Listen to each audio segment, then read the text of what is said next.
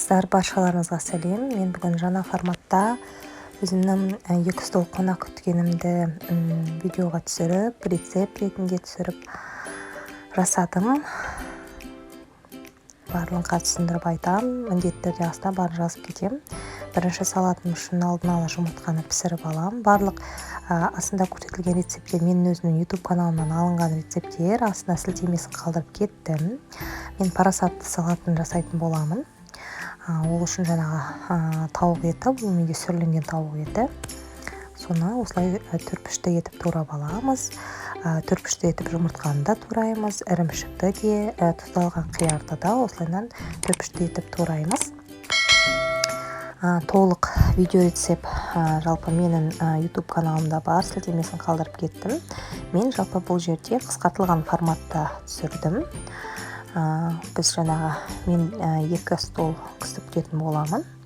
Қарапайым түрде, қандай салата жасадым, қандай тәтті бәліштер пісірдім, соны сіздерге көрсеткім келеді. Менде штатив жоқ, сол себепті енді кішкене біраз ыңғайсыздау, бірақ түсіндіруге тырысамын. Мұнда мен ең соңғы штрихым, яғни ірімшікті турап жатырмын. Қыздар, жалпы кішкене ірімшікті алған кезде қаттылау түрін алған дұрыс екен. Мен жұмсағын алып едім, біраз турағанға өте ыңғайсыздау болды. Сондықтан да кішкене қатты түрін қолданыңыздар. Ең соңында енді мен бұны былайына қойып қойдым біразға. Жаңағы қонақ келер алдында осы майонезбенен әскередағы араластырып, үстіне пай-пай себетін боламын. Келесі салат менде корей салаты.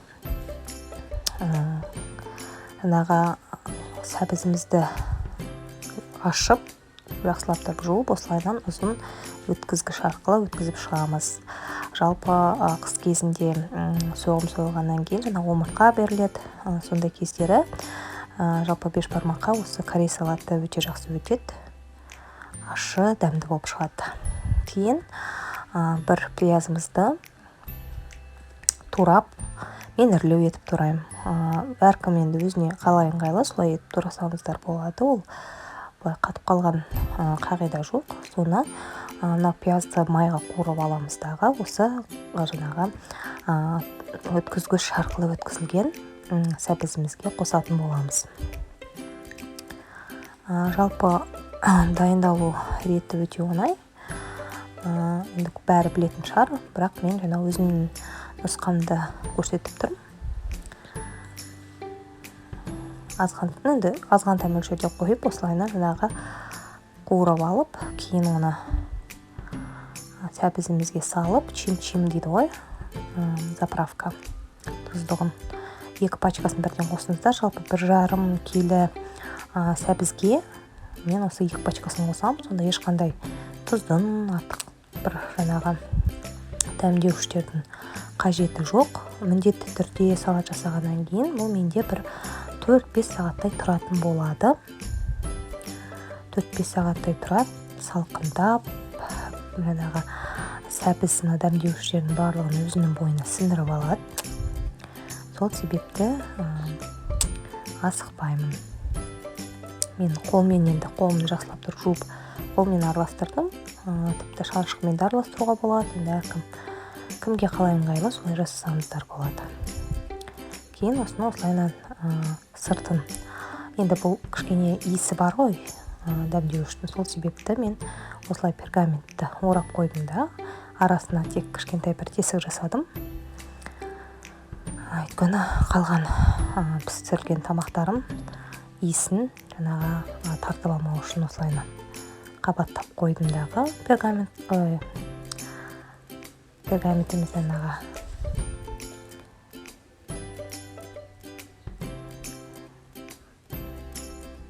сосын тесік жасап қоясыздар, ортасына аздап шығарып қоямыз. Енді мен алмалы бәліш пісірем. Біріншісіне, екіншісіне сүтті бәліш. Бірінші алмалы бәлішке, яғни 4 жұмыртқаға 1 стақан қантты қосып, миксермен үлкен болып көпіргенше араластырып аламыз. Алманы сыртын міндетті түрде ашимыз. Қыздар, тағы да қайталап кетейін. Әрбір рецепт менің өзімнің YouTube каналымнан алынған. Сілтемесін астына көрсетіп кеттім. Бұл жерде мен жаңағы нақтылап тұрып жазып көрсеткен жоқпын, себебі әрбір рецепт өзімнің YouTube каналымда бар, содан қолданылып жасалған. Менің басты мақсатым жалпы қонақ күткенде қандай жаңағы салаттар жасауға, қандай бәліштер жасауға болатындығын көрсетіп, насихаттап көрсету. 4 жұмыртқа қосып, 1 стақан қантты қосып араластырып аламын. Көпіргенше араластырып алдым. Мен жаңағы алмамды қосам, алмамның үстіне ұным менен қопсытқышым қосылған ұнға қопсытқышты қосам да, сол ұнды массаны осы үстіне қосып 180 градус қызып тұрған пешке салып пісіріп алатын боламын. Жалпы енді алла жазса ораза айы келе жатыр. Ауызашар кезінде, кешкі, яғни ауызашар уақытына, айт кездеріне де өте пісіруге жеңіл, ыңғайлы бәліштердің бірі. Егер де пропорциясын дұрыс сақтайтын болсаңыздар, онда пирогтарыңыз жақсы көтеріліп шығады. Айта кетейін, менің формамның диаметрі 26 см, үлкен болып шығады. Егер де размерлеріңіз, формаларыңыз размері сәл кішірек болса, мысалы 22 болса, 24 болса, онда одан да биігірек болып, жақсы болып шығады. Менікі 26 см. Жалпы қонақ күткенде үлкен формаға жасаған дұрыс. Осылайынан. Неге миксермен араластырмаймыз? Жалпы қыздар жұмыртқа менен қантты миксермен араластырып болғаннан кейін барлық қалған ингредиенттерді жалпы венчикпенен, сосын күрекшемен араластырған дұрыс. Сонда пісірген пирогтарымыз түспей, жақсылап тұрып көтеріліп піседі. Шын айтса, бұл өзімнің практикамнан түсінген нәрсем. Енді осыны пісіріп аламыз. Мен шамамен 40 минуттай пісірдім бірінші пирогымды. Осындай болып шығады. Үстіне қалауларыңыз бойынша сахарный пудра себуге болады, сәндеп.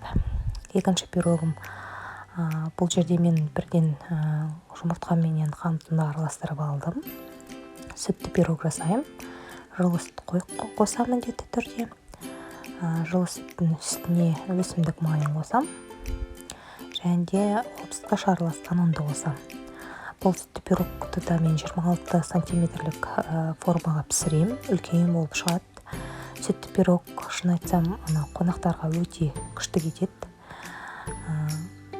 Білмеймін, қанша қонақ күттім, ешқашан жаңағы пирогтарым қалып қойған кезде болған емес.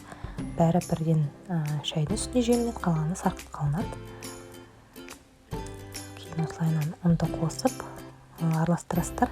Байқаған болсаңыздар, бұл жерде де мен күрекшені қолдандым. Жалпы тағы да айта кетейін, күрекше арқылы қолданып осылайынан араластырып жасайтын болсаңыздар, бәліштеріңіз биік болып көтеріледі. Содан кейін мынау ұнға қатты былай тығыздалып қалған болмайды, үлпілдек болып шығады. Былай айтқанда пористый, пушистый болып шығады. Сондықтан міндетті түрде солай жасап көріңіздер. Солай жасап көруге кеңес беремін. Бұны да дәл 180 градуста пісіреміз. Мен 2 стол қонаққа, яғни 2 түрлі бәліш пісірдім. Осындай бәліштер, жалпы тәтті бәліштер қонақ күткенде өте жақсы кетеді.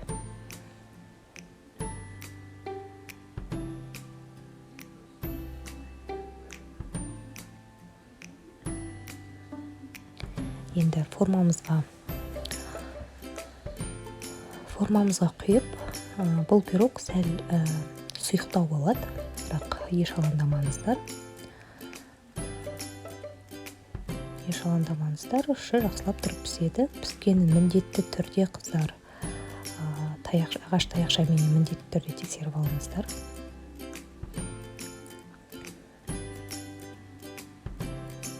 Өте жақсы болып шықты. Өзіме шыны керек нәтижесі ұнайды. Әрқашан бәліштеріммен ешқашан фокусты жағдайлар болған емес. Бұл да бір 40 минуттай піскен шығар менде. Суытқаннан кейін бірақ шешем формадан. Осылайна формада тұрам, алғашқысында формадан суытып бірақ шешкен болатынмын. Енді мен бауырсақ елеймін. бұл менің фаворит рецептім, каналымда бар, іздемесін қалдырдым. Бір жұмыртқа, кейін сұйық масса менен бауырсаққа қамыр илеп аламын. Шыны керек, осы жолы қамырым шамаменен 1,5 сағаттың ішінде көтерілді. Осылайынан алдыменен турап, үстін орамалмен жауып қойсаңыздар, сәл көтеріледі. Босап, жақсы болып піседі сонда. Енді чак-чак жасайым. Чак-чакта бұл менің каналымнан алынды.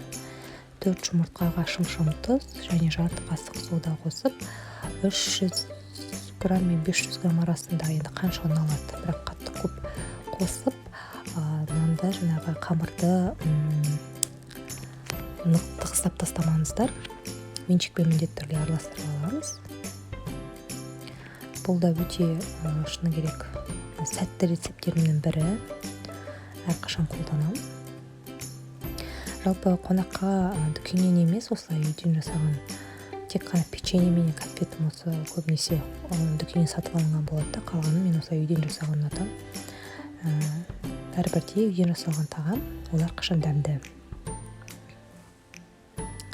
Қатты бір қиналып жатқан кездері ғана былай дүкеннен сатып алған, аяқ асты келіп қалған кез, қонақтар сондай кездер болып қалмаса, кейін нанды осылайынан жаям. Мен наныма мән бермеңіздер, қызым жарысын сұрап алған болатын. Сонымен кішкене сәл шет қисықтау болып кетті. Кейін ол нанды 4-ке бөліп, жаймаға жаңағы кеспе дейді ғой, көбінесе салмаға турағандай етіп турап аламыз. Қыздар кеңес, осы чак-чак пісіргендегі кеңес, алдыменен нанды жайып аласыздар. Нан сәл қалыңдау болу керек. Кейін оны кептіресіздер. Кептіргеннен кейін осылай 4-ке бөліп, салмағы турағандай етіп турайсыздар, яғни лапшаға турағандай етіп. Сонда ұн қоспайсыздар. Егер де ұн қосатын болсаңыздар, сіздер оны пісірген кезде майларыңыз көпіріп таситын болады. Ол өте ыңғайсыз, шын айтсам. Майдың үсті көпіріп болып жататыдағы астында пісіп жатқан, яғни чак-чактарыңызды дұрыс көре алмай қаласыздар. Өте ыңғайсыз. Сол себепті оданша оны жаңағы нанды, қамырды жайып қойып, кептіріп алып жасаған дұрыс. Кейін осындай бір таза ыдысқа біріншіден кішкентай мөлшерде чак-чакты саламыз, қасықпенен кішкене үстінен басыңқырап, сгущенка құямыз. Мен ақшылтау етіп пісірдім. Сарғылт етіп пісірсеңіздер де болады, маған ақшылт түрі ұнайды. Кейін үстіне сгущенка, қалауларыңыз бойынша изюм, мен сары изюм қостым, қара изюм, қоңыр изюм, тіпті жаңа қосуға болады, ол енді қалауларыңыз бойынша. Үстіне осылайынан мен 2 банка қостым, шын айтсам. Мен 1 столға 2 жерден қойдым. Сонда 2 столға менде 4 тарелкаға шықты. Үлкен 4 тарелкаға осындай жақсы чак-чак, дәмді чак-чак болып шықты. Үстіне қалауларыңыз бойынша мак себуге болады. Кокосты стружка дейді ғой, соны да себуге болады. Мен кокосты стружка септім. Азғантай мөлшерде. Шыны керек, нәтижесі жақсы болды. Өте дәмді болып шықты. Үздік рецепттерінің бірі өзіме ұнайды. Өзім қолданамын. Жалпы YouTube каналымдағы барлық рецептер шыны керек өзімнің қолданатын рецептерім. Оның ішінде қолданбайтын рецептер жоқ, бәрі осы қолданыстағы рецептер. Және де бешбармаққа қамырды илеп қойдым. Жалпы 6 сатын болам. Осындай иіні қанған болып шығады. Қазір осыларды жаятын боламын. Міне мен салаттарды тарелкаға салып қойдым. Қыздар, мына бағана корей рецебі, үстіне кунжут септім.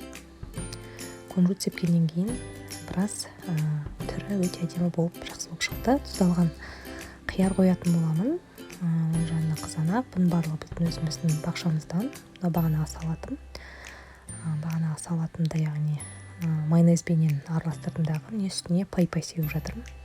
Қыздар, мынау көбі сұрайды, пай-пай себу міндетті, пай-пай қолдану міндетті ме деп сұрап жатады. Иә, қыздар, міндетті. Неге?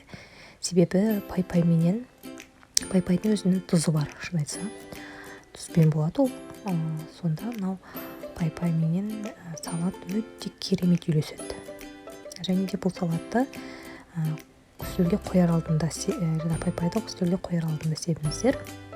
Сол кезде керемет болып шығады. Міне осындай Мен бұл салатты 3 тарелкадан қойдым.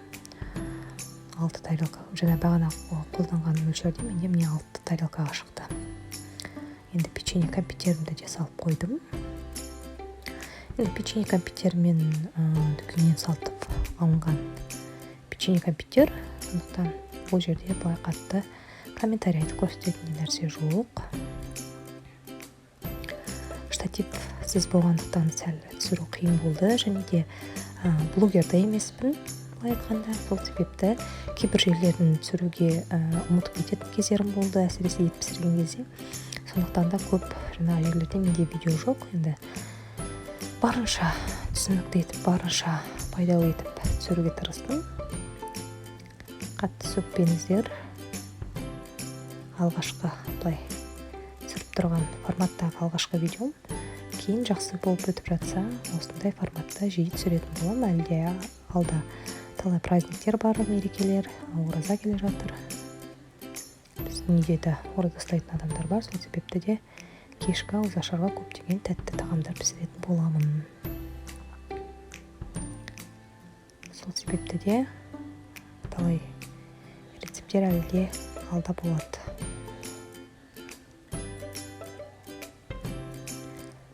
Осындай вазаларға конфиттерімді салып алдым.